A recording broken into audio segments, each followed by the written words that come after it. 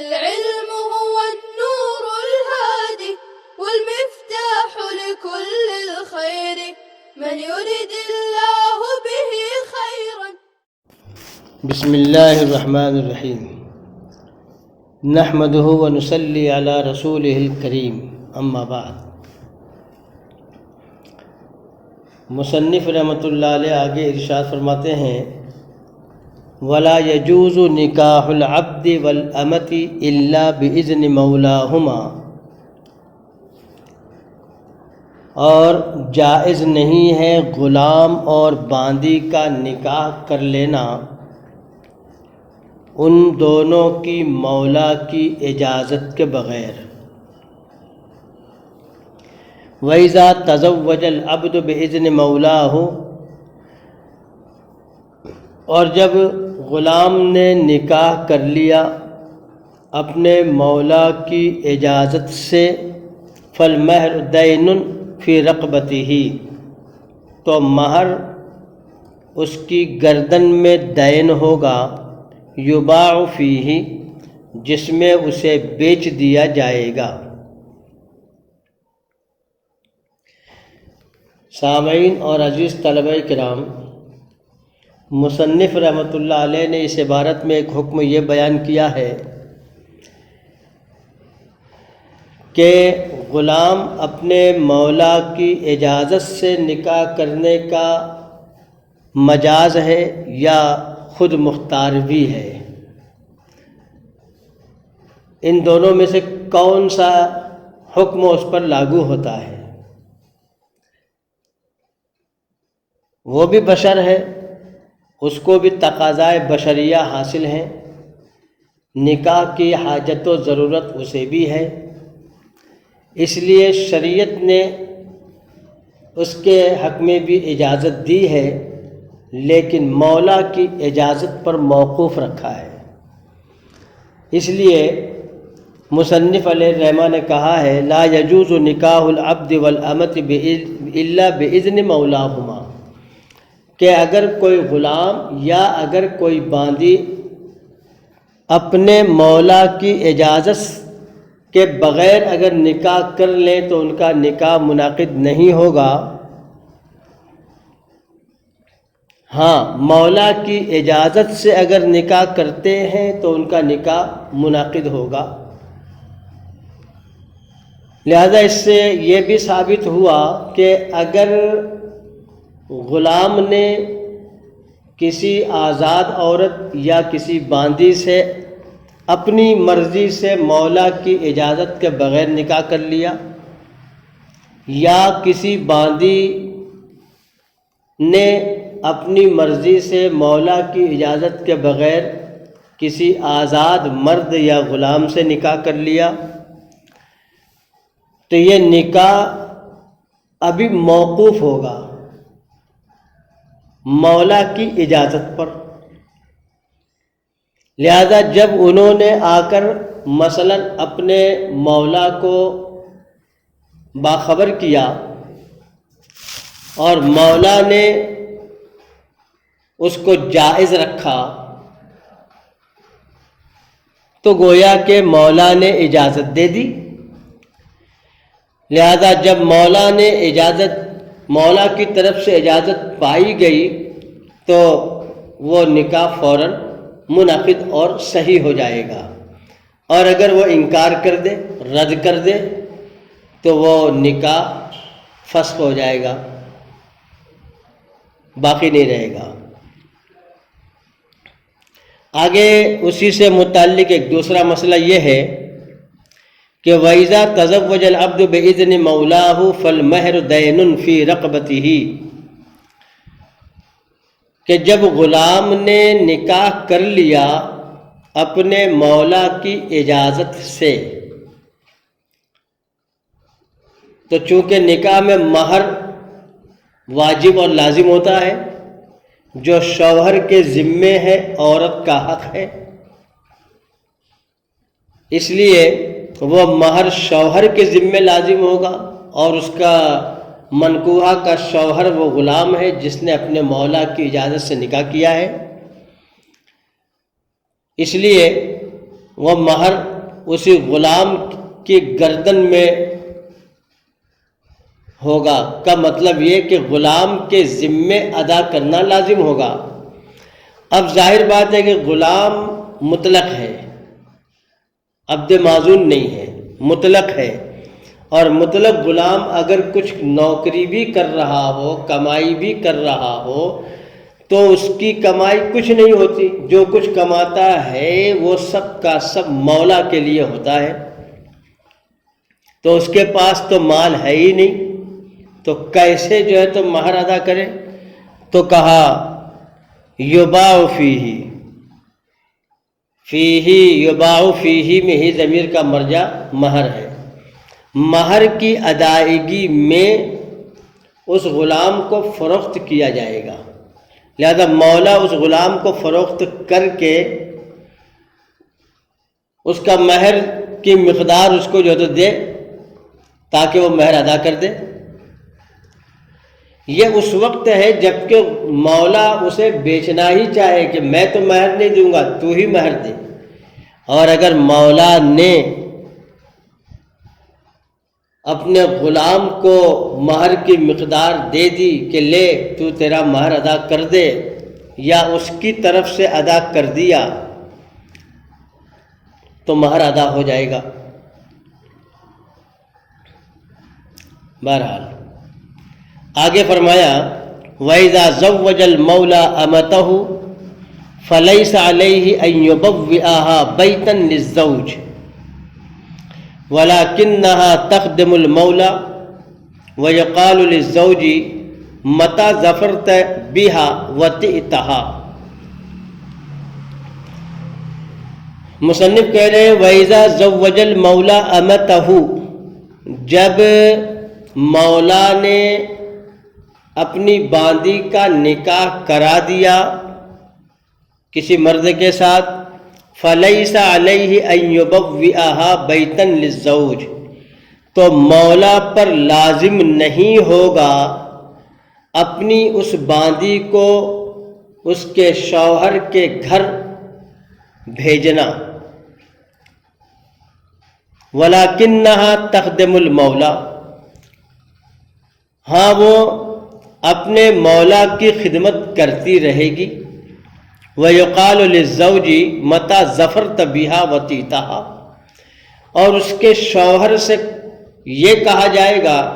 کہ جب تیرا جی چاہے تو وطی کر لیا کر، یعنی جب کسی لڑکی کا نکاح ہو جاتا ہے تو ظاہر بات ہے وہ اپنے شوہر کے گھر بھیجی جاتی ہے، شب زفاف گزارنا ہے، اپنے شوہر کے ساتھ رہنا ہے، اس کے ساتھ زندگی گزارنا ہے۔ اب اس کے بزاع کا حق، اس کے بزاع پر حق صرف اس کے شوہر کا ہوا، اس سے متمتع ہونا ہے۔ یہ تو آزاد عورت کا ایک حکم بیان ہے الگ، یہاں جو ذکر ہے وہ باندی کا حکم بیان کیا جا رہا ہے۔ آزاد عورت اور باندی میں فرق یہ ہوا کہ اب اس آزاد عورت کی ساری ذمہ داری شوہر کے ذمہ ہوئی، اور بیوی پر صرف اپنے شوہر کی ذمہ داریوں اور ان کے حقوق کو ادا کرنا اس پر لازم ہے۔ لیکن باندی جو ہے اولاً تو اس کے ذمے اس کے آقا کی ذمہ داری اور آقا کے حقوق تھے جو پورے کرنے تھے، اور اب نکاح کی صورت میں اس کے ذمے دوسرے کا حق بھی لازم ہوا، اور وہ ہے شوہر۔ لیکن شوہر کو صرف جو ہے تو حق جمع حاصل ہے، جبکہ مولا کو اپنی باندی سے خدمت لینا حق حاصل ہے، اور مولا جو ہے تو مال کے عوض میں اس کے جسم کا بھی مالک ہے اور خدمت لینے کا بھی مالک ہے، تو دوہرا حق ہوا مولا کا۔ اس لیے وہ باندی، اس باندی کا اپنے شوہر کے گھر پہنچایا جانا لازم نہیں۔ معلوم یہ ہوا کہ مولا اگر جو ہے تو اس کے شوہر کے گھر بھیجنا چاہے تو بھیج سکتا ہے، اور اگر نہ بھیجنا چاہے بلکہ اپنے ہی پاس رکھنا چاہے تو اپنے پاس ہی رکھ سکتا ہے، اور اس کے شوہر کو اس کی بیوی کے پاس آنے جانے سے روکنے کا مجاز نہیں ہوگا۔ آگے فرمایا وَإِن تَزَوَّجَ امْرَأَةً عَلَىٰ أَلْفِ دِرْهَمٍ عَلَىٰ أَلَّا يُخْرِجَهَا مِنَ الْبَلَدِ أَوْ عَلَىٰ أَلَّا يَتَزَوَّجَ عَلَيْهَا امْرَأَةً، اگر کسی مرد نے کسی عورت سے شادی کیا 1000 مہر کے عوض میں، مثلا عَلَىٰ أَلَّا يُخْرِجَهَا مِنَ الْبَلَدِ، اس شرط پر کہ وہ اسے اس کے شہر سے نہیں نکالے گا، او علی اللہ یتزوج علیہ امرأۃ، یا اس شرط پر کہ وہ اس پر یعنی میرے ہوتے ہوئے کسی دوسری عورت سے نکاح نہیں کرے گا۔ فإن وفا بالشرط فلہ المسمى، اب اگر شوہر نے شرط کو پوری کر دیا تو بیوی مسمى مہر کی حقدار ہوگی۔ وَإِن تَزَوَّجَ عَلَيْهَا، اور اگر شوہر نے اس کے ہوتے ہوئے دوسری عورت سے نکاح کر لیا، او اخرجہا من البلد، یا اس کو اس شہر سے نکال لے گیا دوسری جگہ رہائش کے لیے، فلہا مہر مثلہا، تو اب عورت مہر مثل کی حقدار ہوگی۔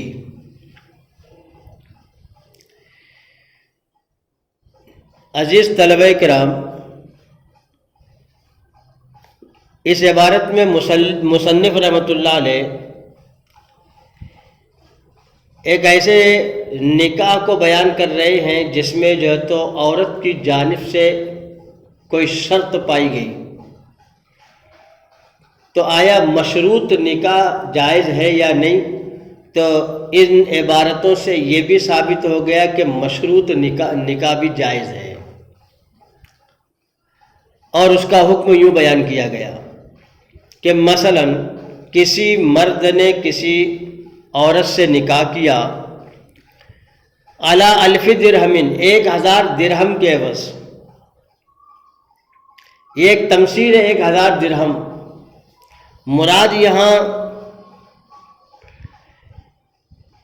چاہے وہ مہر کم مقرر کی گئی ہو یا زیادہ، آگے ایک شرط یہ بیان کی گئی ہے کہ مثلا مرد نے کسی عورت سے نکاح کرنا چاہا تو اس کے لیے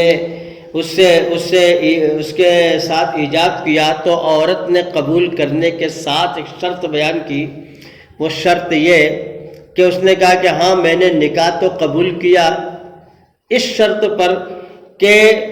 میرے ہوتے ہوئے کسی دوسری عورت سے نکاح نہیں کرے گا۔ اس نے اس شرط کو قبول کر لیا تو یہ ایجاب گویا کہ پلٹ گیا، ایجاب پہلے مرد کی جانب سے ہوا تھا، عورت نے شرط لگائی، اب وہ شرط جو ہے تو ایجاب ہو گیا اور اس کا قبول کرنا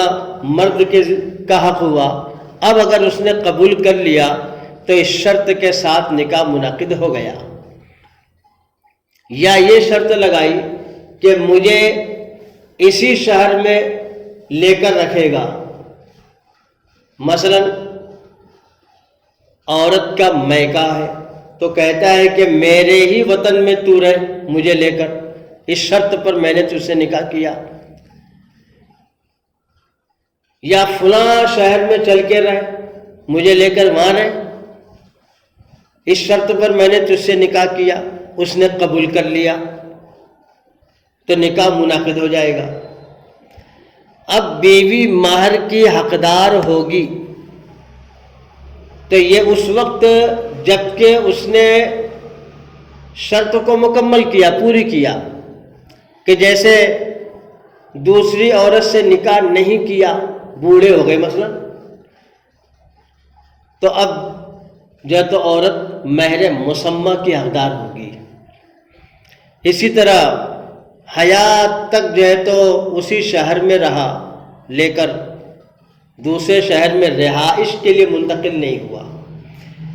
یہاں جو شرط ہے کہ اس شہر سے نہیں نکالے گا کا مطلب یہ ہے کہ کسی دوسری جگہ رہائش اختیار نہیں کرے گا، یہ نہیں کہ کہیں آنا جانا بھی نہیں ہوگا، وہ اس سے خارج ہے۔ لہذا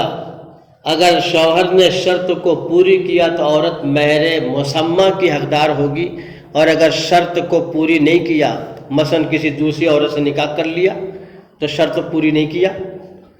تو اب عورت جو ہے تو مہر مثل کی حقدار ہوگی۔ ایسی شرطیں عموماً کم مہر رکھنے کی صورت میں ہی پائی جاتی ہیں مثلا، اور چونکہ مہر مثل زیادہ ہوتی ہے اس لیے کہا کہ شرط کو اگر پوری نہیں کیا تو مہر مثل کی حقدار ہوگی۔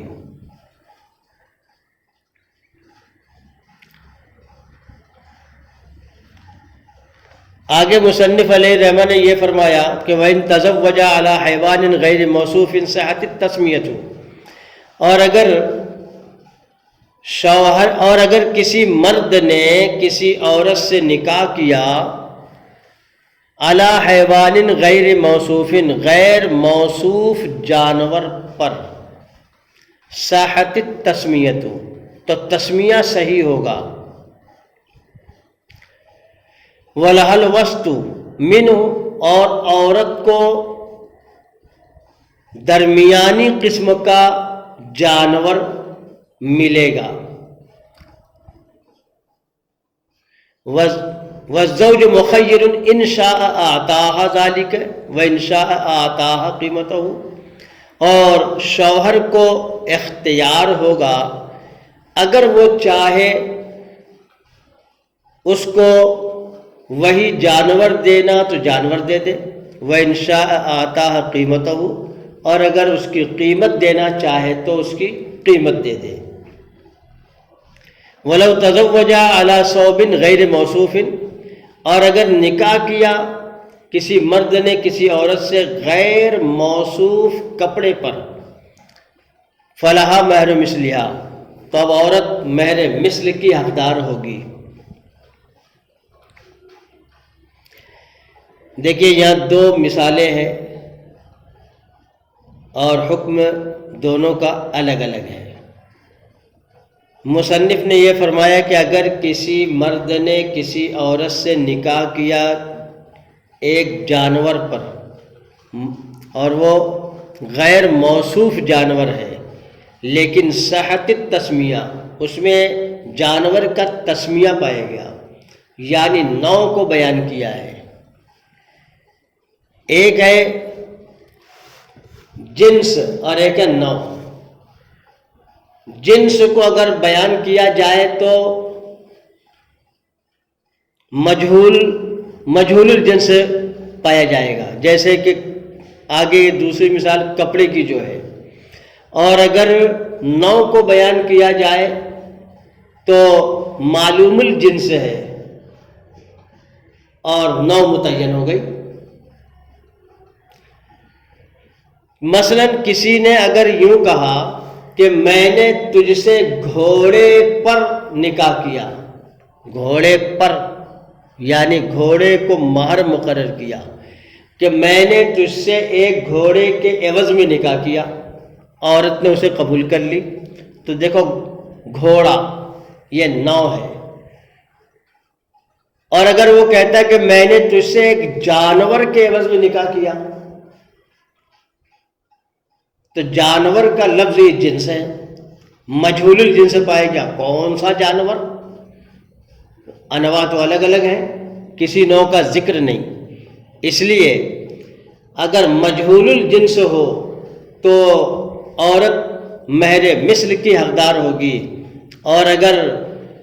نوع معلوم ہو